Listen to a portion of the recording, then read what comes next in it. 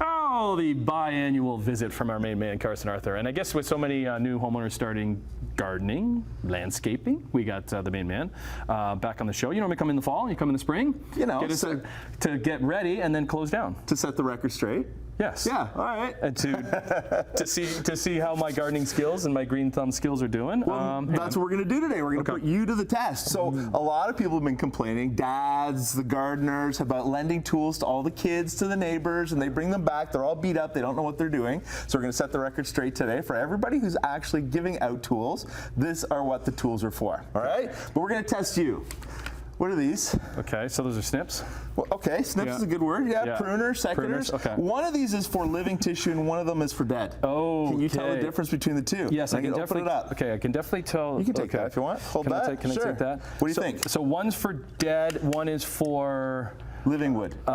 Living wood. I would say this is for living wood. Okay. I would say this is for the dead. Sure, it's actually true. Good 50-50 guess. Let's be honest, he didn't know. So here's the truth. The blade for your secateurs, if it bypasses the actual shield and it makes a cleaner cut, that style in your hand is called an anvil. So it actually stops on the shield. It's a ratcheting motion. When you're cutting living tissue, bypass is better because it doesn't crush the wood. Right. Those guys actually crush all the fibers. And if you're crushing the fibers, it actually does a lot of disservice to the actual plant. So then why even have these? For dead wood, because those have a ratcheting system, so you can cut really big dead pieces out of your tree with that crunch, crunch, crunch motion. Gotcha. Right? Because you might need to go a few times at it. Exactly. Okay, so that's why these are available in the marketplace. Okay. What's this? That's a universal battery. Oh, you threw the universal in there. Because the next question I was going to say is it for the drill? Is it for the chainsaw? Is it for the hedge trimmer? What do you think? It can be used for all of them, Carson. Good answer. Why is that important?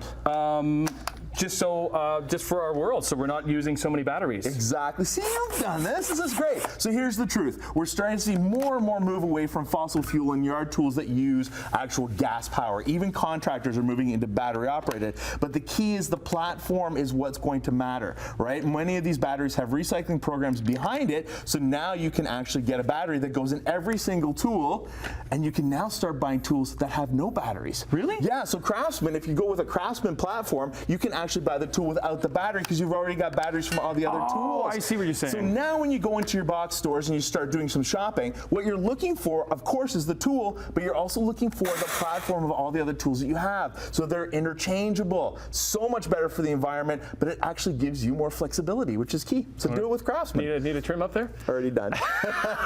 Hey, listen, I got some little evergreens in the back. I can be trimming them right now. Yeah, it's a good time, as long as they're growing their candles. Do you know what a candle is? No. Candle is a little green shoot that's coming out at the end of the branches. That signifies a new growth. If you've got that, go ahead and prune it. Go ahead and prune it. All right, let's put you really to this. What is this? The manual labor, yuck. Yeah, what is it?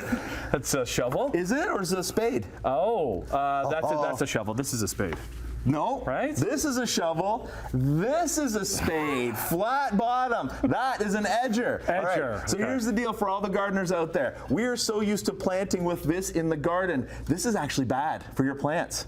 Yeah, new studies are showing that when you're out there digging with a pointed shovel, you actually make a cone-shaped hole, right? But when most of our plants come in, they're actually in pots that are flat bottom. So then what we do is we take all the roots and we squish them to fit in the bottom of the hole. Right. So if you have a spade in hand, like this guy here, with that flat bottom on it, that is actually better for putting plants into the garden.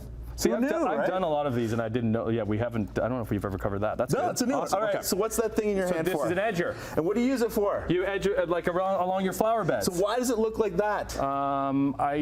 Why? I don't know. See, I got you again. Yeah, I don't know. All right, so here's the deal. Yes, it's an edger between grass and your flower beds. Okay. They're usually 3.5 to 4 inches deep because that's the width or the depth that roots grow from the grass into the flower beds. So if you go with an edger that's shaped like that and you make the proper cuts between the grass and the flower bed, you stop the rhizomes, those horizontal rootlets, from invading your perennials. Okay. So much less weeding, easy breezy, and it's done. Look at you, two-time, counting down. Thanks, buddy. Have a good spring. We'll hook it up with our website, csh.com/morninglive. See you tomorrow.